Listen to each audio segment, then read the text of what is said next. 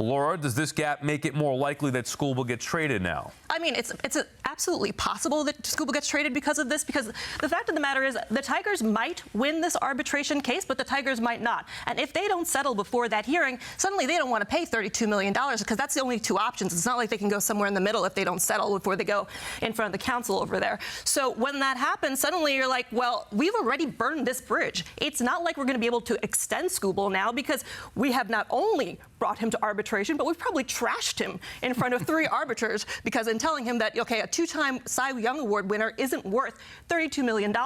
And I think what's interesting about Skubal is that since he's a year 5 service time player, he doesn't have to just say, hey, you know, like, I'm worth this because I've done this A, B, C, and D. What he can do is he could take the 1-year contract of any player and say, I'm better than this guy who made $30 million. I'm worth this.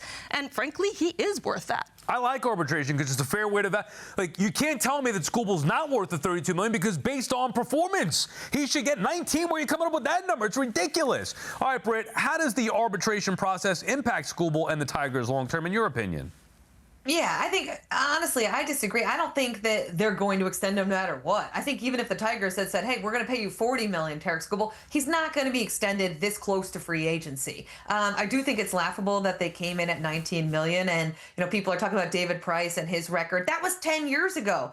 Detroit has the money. Under, you know, Chris Ilitch, they have not spent the money that Mike Ilitch, the patriarch, the late owner of the team, has. So I think that when you go, like Laura was saying, before the arbitrator and you argue that this star and this face of your franchise is not good and is not worth all this money that he's asking for, it does damage that relationship long term. Now, Skubal is going to hit free agency no matter what the Tigers say, but it's something that kind of sits there in the back of your mind. It's certainly something that he's going to have to hear about. That, you know, the player hears about it, the agents hear about it. It does not do anything good in terms of helping that reputation. And as Laura mentioned, this is something the players fought for in arbitration, having the ability to say in their final year arbitration, I don't need to compare myself to David Price. I can compare myself to guys a year in front of me. And in Skubal's case, that means free agents. What I'd like to see is that since an arbiter is going to say, okay, it's either 32 or 19.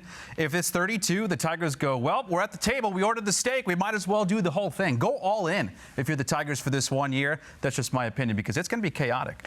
Yeah, there's no chance they'll retain him long term. No. So would you, rather than maximize, look at the value that you got for Cabrera on the trade market. If you're the Tigers and you're looking into the future is without Skubal. You can maximize return now. So either way, it's a curious decision coming up.